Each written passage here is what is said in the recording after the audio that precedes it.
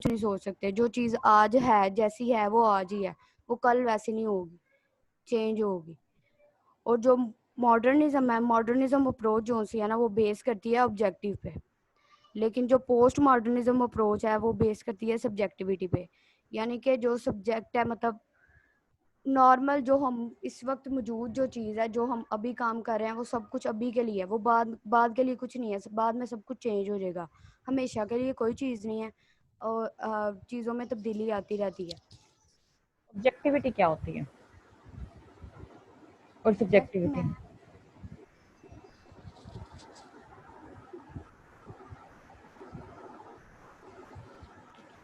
Subjectivity जो है ना, बेसिकली वो हमारे अपने अकॉर्डिंग होती है, ठीक है।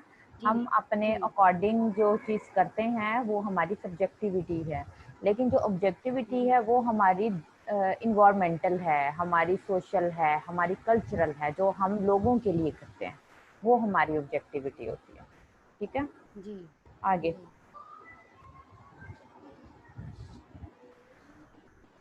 इसके अलावा मैम इन्होंने मतलब जो मैंने अपनी स्लाइड्स निकाली थी उसमें बेसिकली यही बात थी कि मतलब मेन चीज़ेस की यही है कि जो मॉडर्निज्म में हमारे मतलब कल्चर आता है, नेचर आती है सारी, लेकिन जो पोस्ट मॉडर्निज्म है ना, वो इस चीज़ को बिलीव नहीं करता, वो मॉडर्निज्म को डिनाई कर देता है। इसके अलावा ज़्यादा डिटेल में मुझे इसकी समझ नहीं आ रही थी। इसके अलावा पोस्ट मॉडर्निज्म में कैरेक्टरिस्टिक्स हैं जिसमें हमारे पास प्लेफुलनेस है और ब्लैक ह्यूमर ज़्यादा है। एक्सप्लेन नहीं कर पा रही। उसके अलावा इंटरटेक्सचुअलिटी है, मैम मेटाफिक्शन आपकी आवाज़ नहीं आ है। रही। हेलो,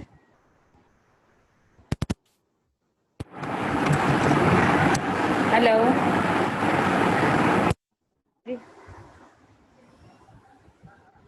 हेलो, मेरी आवाज़ आ रही है?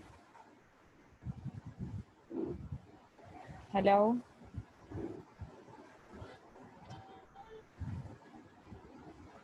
मेरी आवाज़ आ रही है आप लोगों को?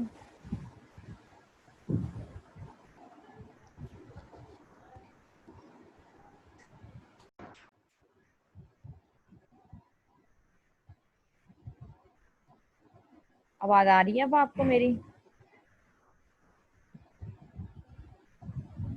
हेलो, जी आ रही है मैम।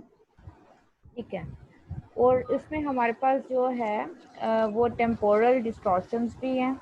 जो पोस्ट मॉडर्निज्म है, अगर मॉडर्निज्म की हम बात करते हैं, जो साइकोलॉजी की अब डेफिनेशन चल रही है, बेसिकली वो मॉडर्न डेफिनेशन है, जिसमें वो उन्होंने कहा है कि माइंड और बिहेवियर जो है ये एक साइंटिफिक व्यू है, और इन दोनों के मिलने की वजह से ही जो है वो साइकोलॉजी बनती है।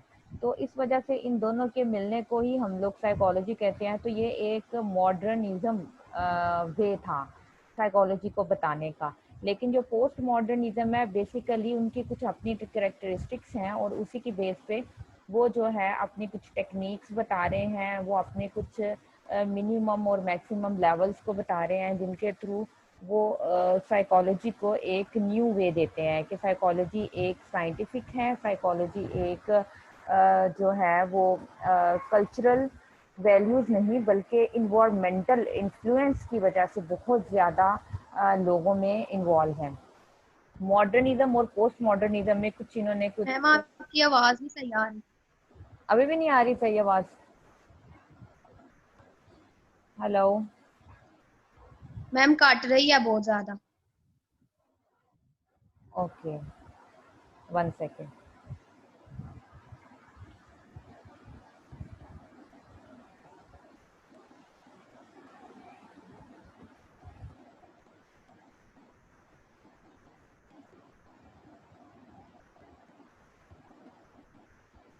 हेलो,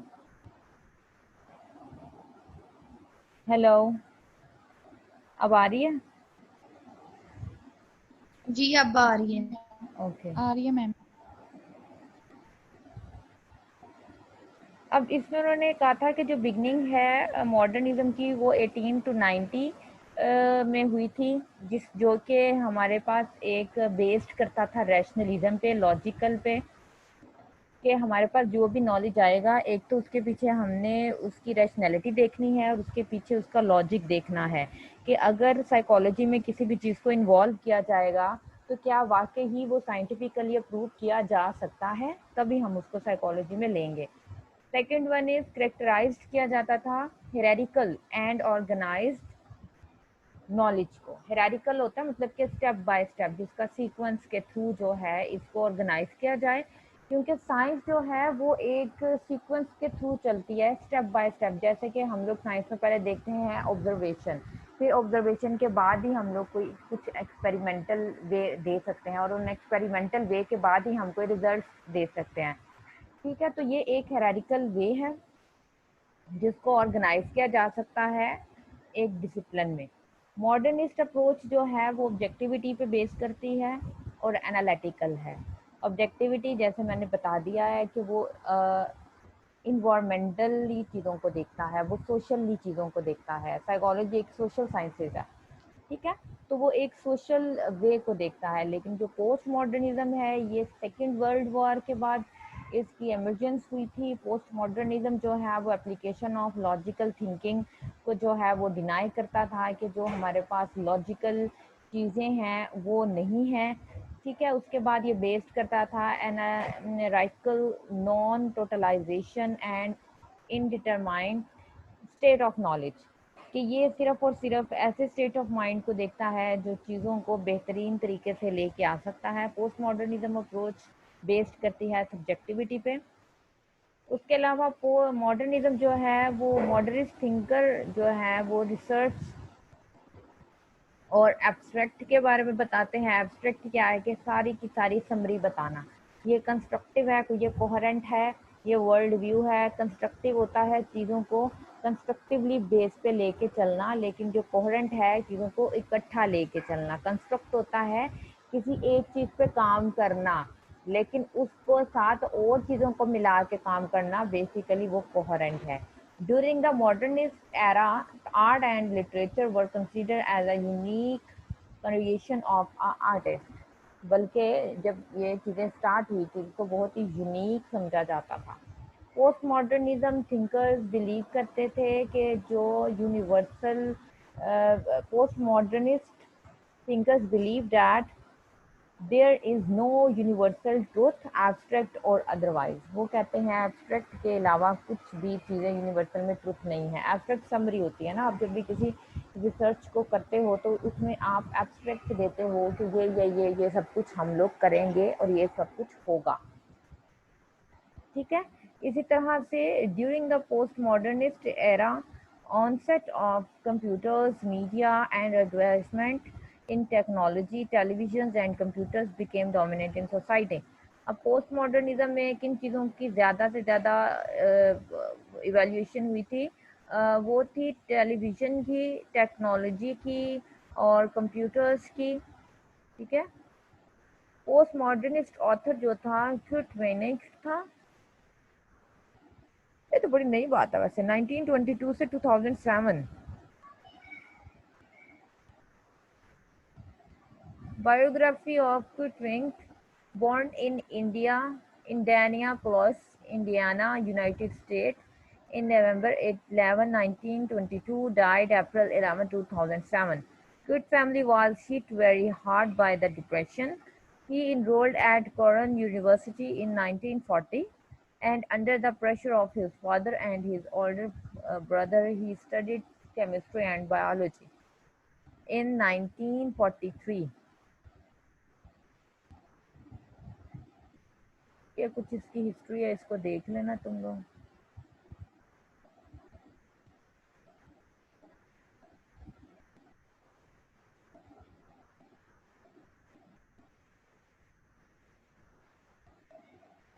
पोस्ट मॉडर्निस्ट वर्कर्स एक सैमुअल बेकेट था।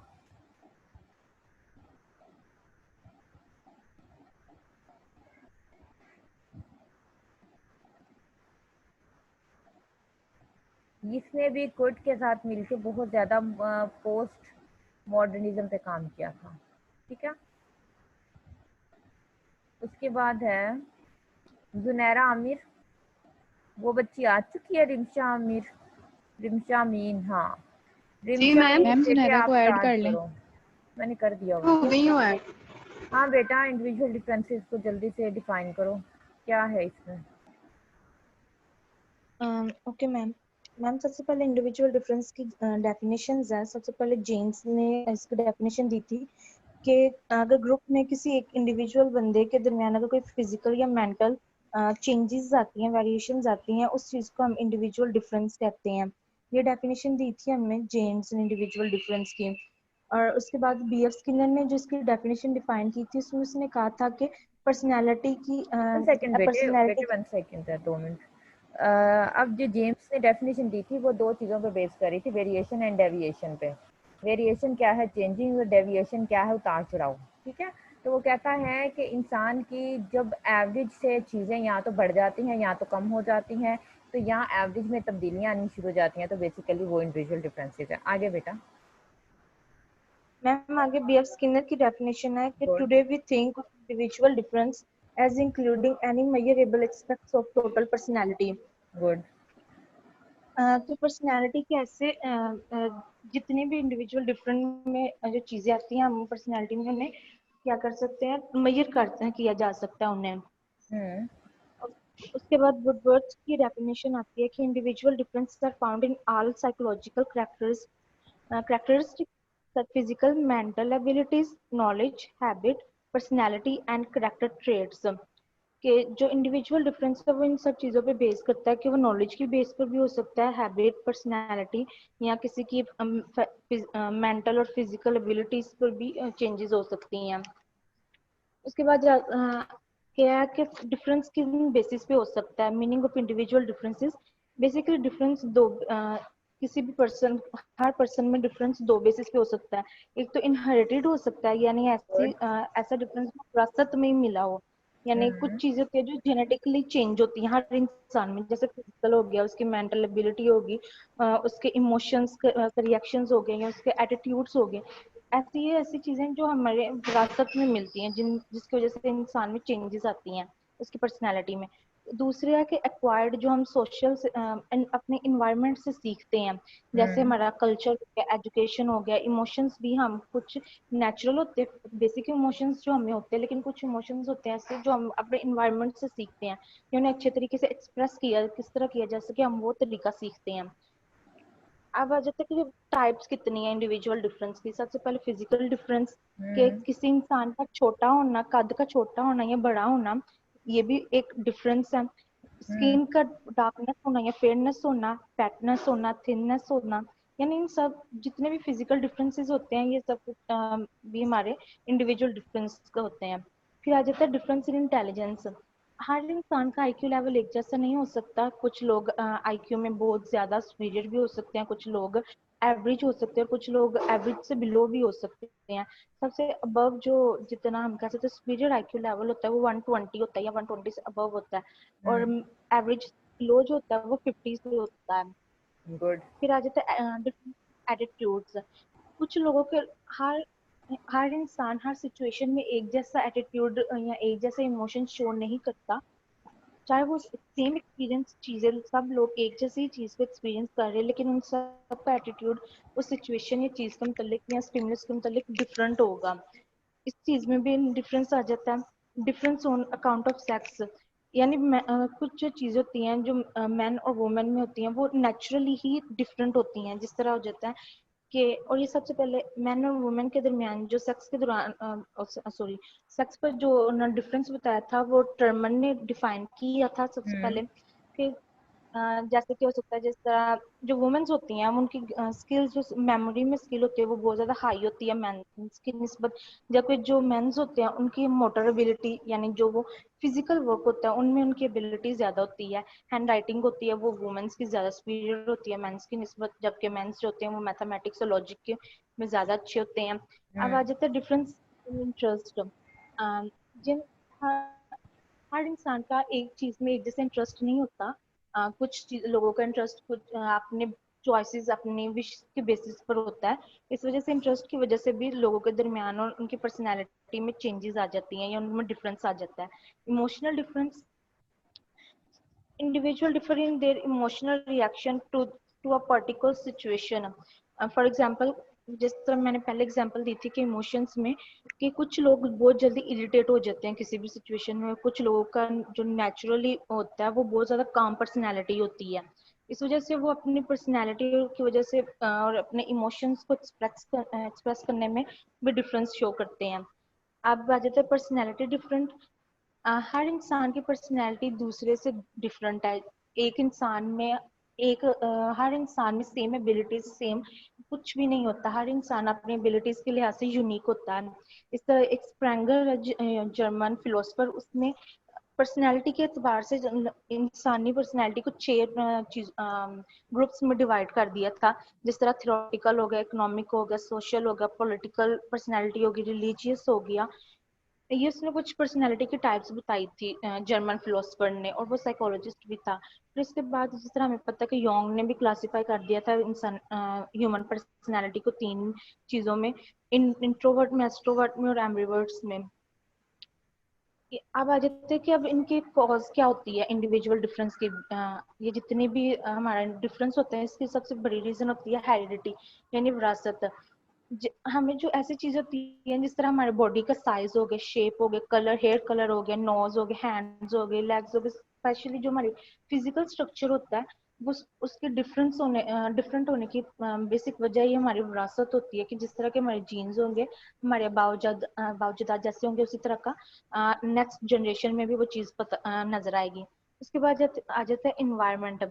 हर इन्वायरमेंट इंसान पर इफेक्ट करता है, उसकी पर्सनैलिटी में उसे इनहेंस करने में इफेक्ट करता है। जैसा इन्वायरमेंट होगा, अगर कोई पर्सन नहायत स्ट्रिक्ट इन्वायरमेंट में रहने का आदी है तो उसकी पर्सनैलिटी भी वैसी ही होगी। अगर कोई बहुत ज्यादा मतलब उसका इन्वायरमेंट अच्छा है, फ्रीडम है, तो उसकी पर्सनैलिटी में वो चीज नजर आएगी। यानी इंसान का जैसा इन्वायरमेंट होता है उसकी पर्सनैलिटी भी उसी इन्वायरमेंट पे बेस करती है। उसकी एक्टिविटीज, उसका life of style, personality, behaviour, हर चीज उसके इन्वायरमेंट पे डिपेंड करती है। रेस एंड नेशनैलिटी, यानी नेशनैलिटी भी इंसान डिफरेंस पे बहुत, ह्यूमन पर्सनैलिटी के डिफरेंस पे बहुत ज्यादा इफेक्ट करती है। जिस तरह पाकिस्तानी लोग हैं या जिस तरह अमेरिकन है, चाइनीज है, कोरियन है, यूएसए के लोग हैं, हर इन सब के डिफरेंट होने की एक रीजन ये भी होगी कि उनकी नेशन, उनकी कौम, उनके कल्चर, इस वजह से भी उनके दरमियान डिफरेंस आ जाता है। आगे आ जाता है एज। एज सबसे ज्यादा होता है कि अगर ह्यूमन में अगर डिफरेंस है तो उसकी एक रीजन क्या है, एज। लर्निंग और जो लर्निंग एबिलिटी और एडजस्टमेंट कैपेसिटी होती है नेचर और एनवायरनमेंट के साथ, वो आहिस्ता आहिस्ता एज के साथ ही डेवलप होती है।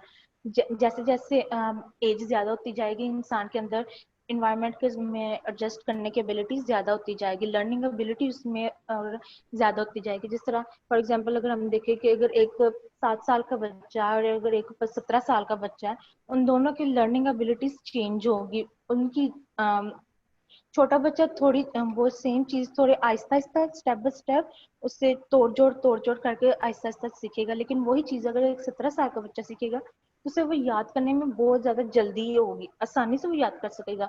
उसकी रीजन क्या है, एज है, उनकी लर्निंग कैपेसिटी है। फिर उसके बाद आ जाता है सेक्स। वही चीज कि अगर मैन और वुमेन नेचुरली फिजिकली हर एतबार से डिफरेंट है, और इस वजह से उनमें जो उनकी पर्सनल सबसे पहले उनका डिफरेंट होने की रीजन ही एक बेसिक डिफरेंस ही है उन दोनों में। इस वजह से उनमें वेरिएशंस आ जाती हैं और कॉन्सेप्ट डेविएशंस ऑफ आ जाती इंडिविजुअल पे हो बेटा, हैं। Concept of individual differences. Concept of, एक second ma'am, concept of individual सबसे पहले जो इंडिविजुअल डिफरेंस का कॉन्सेप्ट था वो अल्फ्रेड बिनेट ने दिया था 1857 से 1911 तक। Gave the main concept of the individual difference in psychology. अब आ जाते हैं हमारे पास प्रिंसिपल ऑफ इंडिविजुअल डिफरेंस। सबसे पहले एक उसका क्या है, because everyone is unique, each person experience a different response to an exercise programme. के हर इंसान, इंडिविजुअल डिफरेंस होने की बेसिक रीजन क्या है, हर इंसान यूनिक है, हर इंसान हर चीज को एक्सपीरियंस डिफरेंट तरीके से करता है। Some of these differences may be related to body size, shape, genetics, past experience etcetera. अब जो साइकोलॉजी में जो इंडिविजुअल डिफरेंस की अप्रोच होती है जो है वो ह्यूमंस के दरमियान एबनॉर्मलिटी उनकी मेंटल इलनेस को चेक करने के लिए यूज किया जाता है। अजम्पशन ऑफ इंडिविजुअल डिफरेंस को डिफाइन करने के लिए यूज किया जाता है। Individual differ in their behaviour and personal qualities, जिस तरह gender, personality. So not everyone can be consider the average person. हर इंसान एक जैसा नहीं है, हर इंसान एवरेज नहीं है, हर इंसान में चेंजेस है और हमें हर इंसान के और हर इंडिविजुअल डिफरेंस की रिस्पेक्ट करनी चाहिए। So we should respect all individual differences and don't laugh at others. Ma'am ये एक टॉपिक था इंडिविजुअल डिफरेंसेस का। Very good. मैम मेरा एक और टॉपिक था early researches on brain functions. तो वो भी बता दूं कि वो आप करवाएंगे? नहीं, वो आप प्रिसाइजली जो है ना वो बता दो, अगर कहीं में कुछ मुझे लगेगा तो मैं उसमें खुद एडिशन कर दूंगी। जी ठीक मैम। है, आपके पास 7 जी जी मिनट है बेटा, 7 मिनट में इसको जल्दी से करो, फिर मैं 7 मिनट के बाद ये मीटिंग खत्म हो जाएगी, फिर मैं दूसरी मीटिंग स्टार्ट करके तो फिर नेक्स्ट टॉपिक पे आएंगे। ठीक है, आप न्यूरो साइंस का बताओ, कहीं पे मुझे लैकिंग लगेगी तो मैं बता दूंगी। जी ma'am. Early researches on brain functions, इसमें बेसिकली हम देखेंगे कि ब्रेन फंक्शंस पे और जो ब्रेन पर जितने भी अर्ली रिसर्चेज हुई थी ना, early views, middle ages views, renaissance views, वो सब हम व्यूज इसमें पढ़ेंगे। History of neurosciences from the Asian Egypt mummification to 18th century, scientific research on neurosciences has changed. यानी अगर हम शुरू से अगर देखा जाए, इजिप्शियन के ज़माने से देखिए, ममीफिकेशन जब शुरू में की जाती थी इजिप्ट एरा में, तो उसमें भी न्यूरो साइंसेस के वर्क पर हुए काम के सबूत मिलते हैं। जिस तरह देखा जाए तो सबसे पहले जो हीरोडोट्स है, उसने एक्सप्लेन किया था कि एशियंट इजिप्ट ज़माने में जब भी मम्मी को रेडी किया जाता था तो उसमें एक आयरन हुक के जरिए उसके सारे जो दिमाग होता था उसे निकाल लिया जाता था। इसके रीजन यही थी कि उन्होंने इसकी कभी कोई स्पेसिफिक रीजन नहीं एक्सप्लेन की, लेकिन ये काम भी उसके ब्रेन फंक्शन से रिलेटेड उन्हें लगता था, इस वजह से वो उसका आयरन हुक के जरिए इजिप्ट के लोग उसके दिमाग को निकाल लेते थे। लेकिन आहिस्ता आहिस्ता ये व्यूज उनके मुताबिक दिमाग किसी काम का नहीं था होता उस वक्त।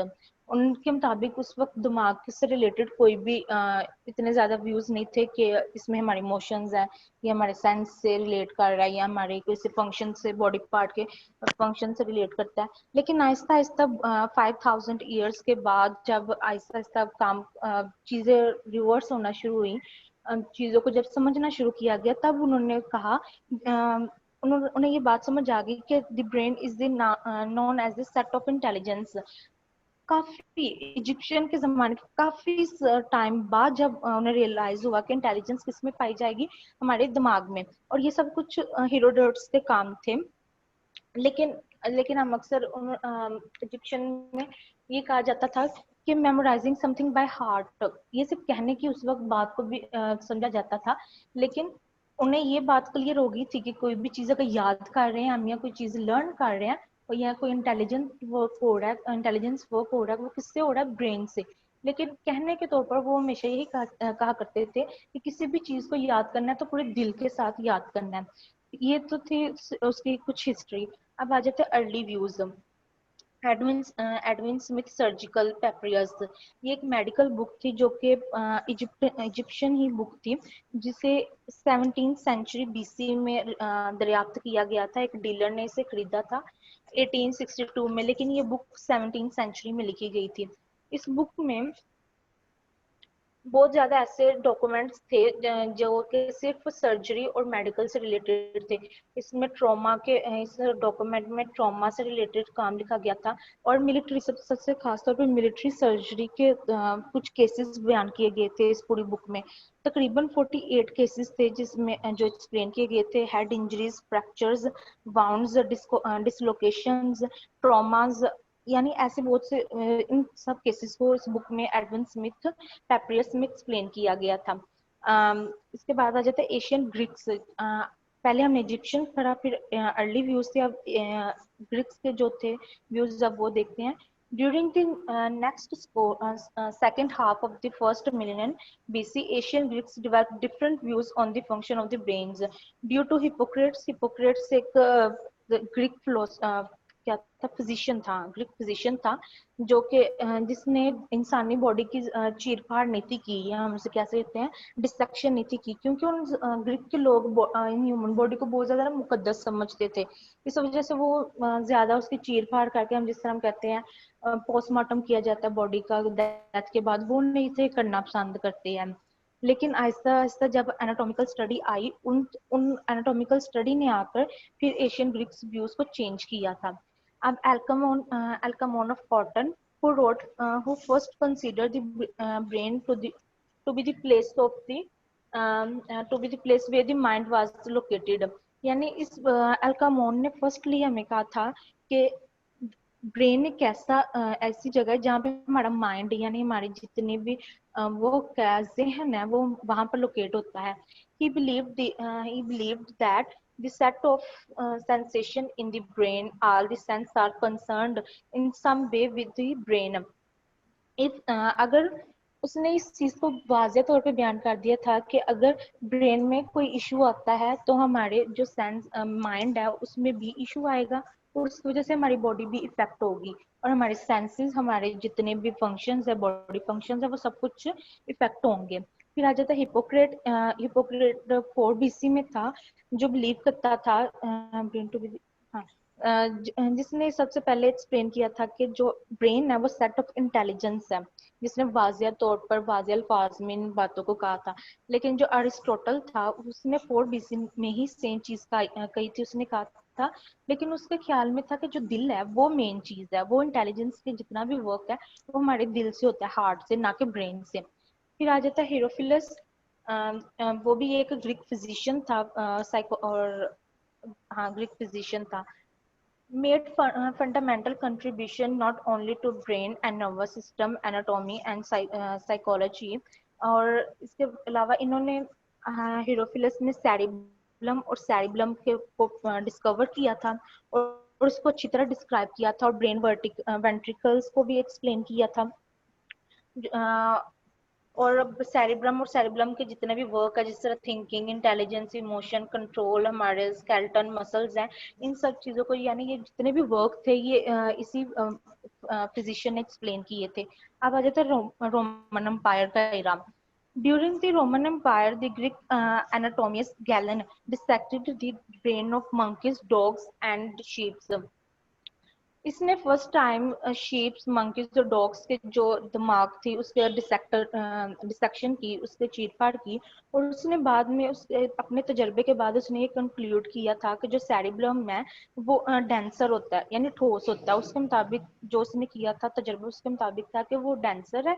इस वजह से जो हमारे जितने भी मसल्स का वर्क है तो वो सेरिब्रम कंट्रोल कर रहा है, जबकि जो हमारा सेरिब्रम है वो बहुत ज्यादा सॉफ्ट है, तो इस वजह से उसमें यकीनन हमारी सेंसेस का वर्क होगा। ये था रोमन एम्पायर में गैलन ने जो काम किया था। फिर आ जाता है मिडल एजेस। मिडल एजेस में जब बात होती है तो इसमें मुस्लिम वर्क आ जाता है, जिसमें अल हवारसनी है, एविसिना है।